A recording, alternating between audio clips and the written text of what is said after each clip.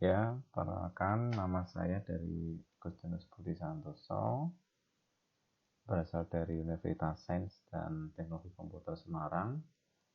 Pada video ini saya akan menjelaskan untuk ringkasan video mengenai teori belajar dan motivasi belajar yang sudah disampaikan oleh Bapak Dr.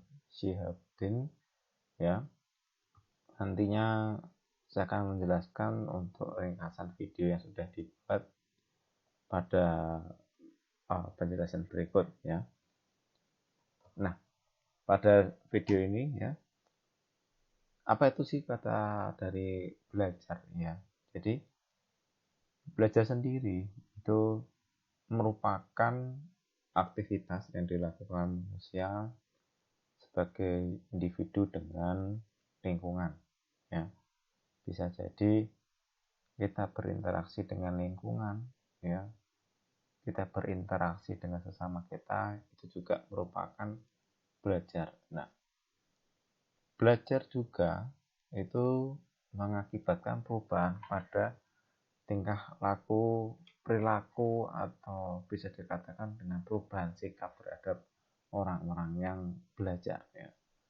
Akan merubah juga pengetahuan dan keterampilan, di mana orang yang semakin ilmunya lebih tinggi pastinya juga akan ada pengetahuan yang lebih luas, ya. Seperti yang kita ketahui, semakin tinggi ilmu yang didapat pasti pengetahuan juga akan lebih luas, ya.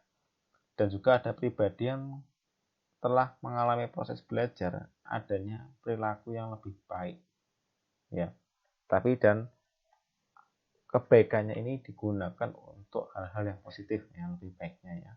Dan juga relatif untuk menetapkan akibat atas interaksi aktif individunya. Artinya dalam tutur kata, perilakunya, kemudian pola pikir pastinya akan juga lebih berubah menjadi lebih baik. Nah, menurut para ahli, ya, ada 5 apa itu teori belajar menurut para ahli yang nanti kita sampaikan, ya, dan motivasinya. Yang pertama ada aliran mazhab tingkah laku, ya, atau lebih menekankan pada hasil proses dari belajar. Yang kedua ada namanya mazhab kognitif atau penekanan pada proses. Kemudian yang ketiga menekankan isi apa yang dipelajari. Keempat aliran konstruktivistik, ya. Kemudian kelima aliran sibernetik.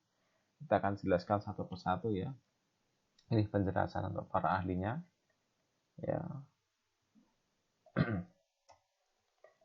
Yang pertama, aliran mazhab atau tingkah laku ini lebih ke kognitif, ya.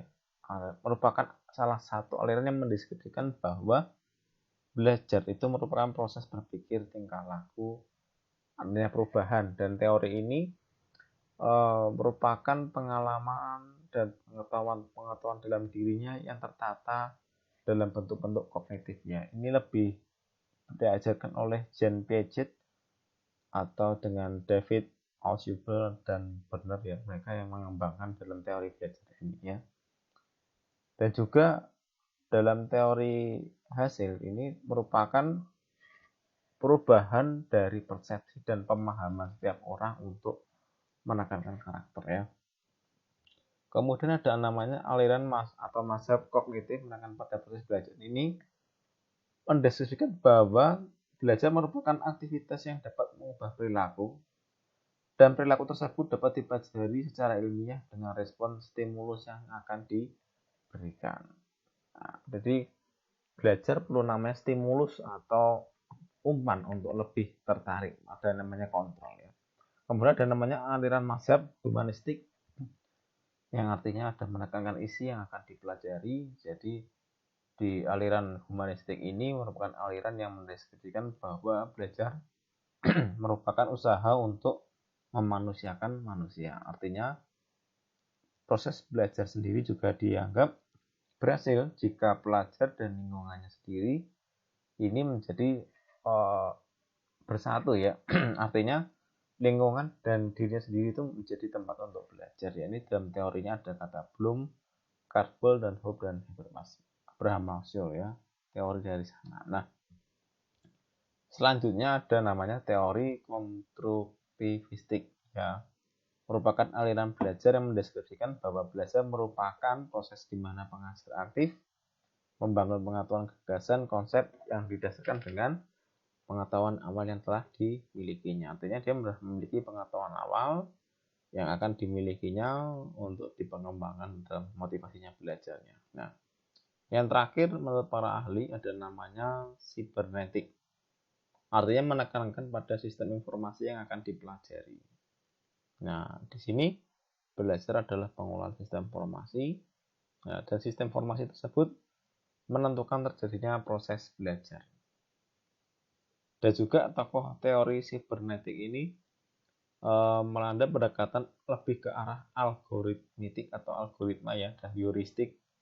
Dan tipe-tipe yang ini misalkan adalah tipe mahasiswa yang bullish dan serialis. Pendekatan algoritmitik menurut para mahasiswa berpikir dengan sistematis ya, lebih ke arah algoritma, tahap demi tahap, linear menuju ke target tertentu. Memahami contohnya seperti memahami rumus matematika. Algoritma membuat program itu lebih ke arah yang urut ya, seperti itu. Nah, demikian penjelasan dari saya untuk mengenai teori motivasi belajar dan teori belajar. Sekian dan terima kasih.